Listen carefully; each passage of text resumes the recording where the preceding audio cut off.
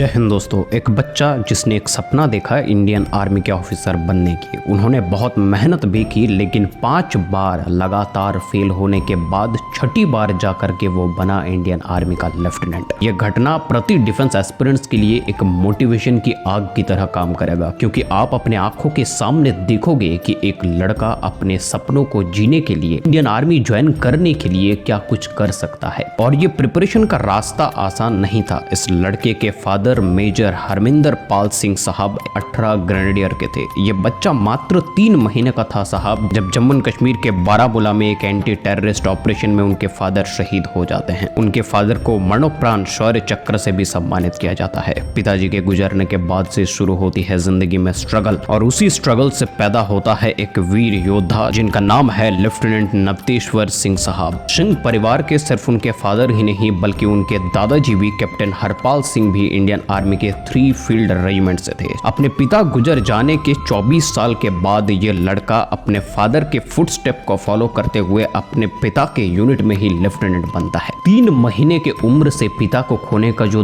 दर्द है वो हर किसी को पता नहीं होगा। ये सिर्फ वो ही महसूस कर सकते हैं जिनके पिता कम उम्र में गुजर गए हों, लेकिन फिर भी अपने स्कूलिंग को बेहतरीन तरीके से कंप्लीट करके 10+2 के बाद वो बंदा इंडिया जाना चाहता था। लेकिन उनके मम्मी जो अपने पति को खोया है इंडियन आर्मी में, उन्होंने उनको इंडिया जाने से रोका और उन्हें बीटेक मैकेनिकल करने के लिए कॉलेज भेज दिया। अब कॉलेज में नवतेश्वर सिंह साहब एनसीसी ज्वाइन करते हैं, घर में किसी को बताए बिना ही। जब एनसीसी के सर्टिफिकेट मिलता है तब माताजी को समझ में आता है कि बेटा अगर कुछ बनेगा तो वो बनेगा इंडियन आर्मी के ऑफिसर ही। एनसीसी के बाद से नवतेश्वर सिंह साहब के माताजी उनको सपोर्ट करना शुरू कर देती हैं। शुरू होता है अटेम्प्ट देना। फर्स्ट अटेम्प्ट में ही नवतेश्वर सिंह साहब इंडियन एयरफोर्स के लिए सिलेक्ट होते हैं फ्लाइंग ब्रांच के लिए, लेकिन मेडिकल जब होता है वहां पर उन्हें अनफिट टू फ्लाई करार दिया जाता है, क्योंकि उनकी थाई की जो लेंथ है वो थोड़ी ज्यादा थी। एयरफोर्स में फेल होने के बाद शुरू होता है सीडीएस एग्जाम देने की बारी। दूसरा अटेम्प्ट दिया जाता है, उसमें भी फेल। तीसरा अटेम्प्ट दिया जाता है, फेल। चौथा दिया जाता है, फेल। 5वां दिया जाता है, फेल।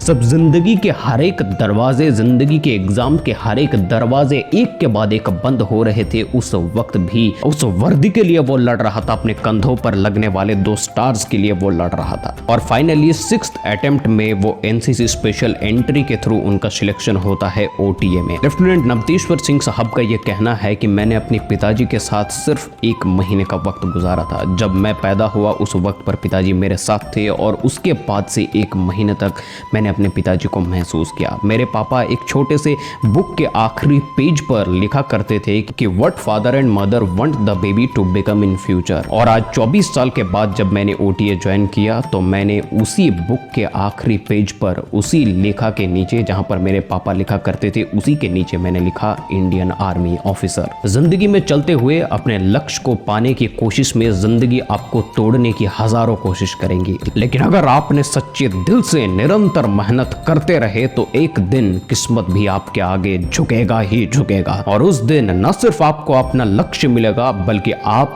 पूरे दुनिया के लिए एक मिसाल बन जाओगे। लेकिन किस्मत को अपने आगे झुकाना कोई आसान काम नहीं है। किस्मत को झुकाने के लिए आपको एक कठिन रास्ते से होकर के गुजरना पड़ेगा। और अगर आपका रास्ता अभी के वक्त पर कठिन है तो याद रखिए मेरे भाई कि रास्ता जहां पर कठिन है, मंजिल उसी रास्ते के अंत पर मौजूद है। लेकिन सिर्फ आपको कठिन समय के सामने हारना नहीं है। जय हिंद, वंदे मातरम।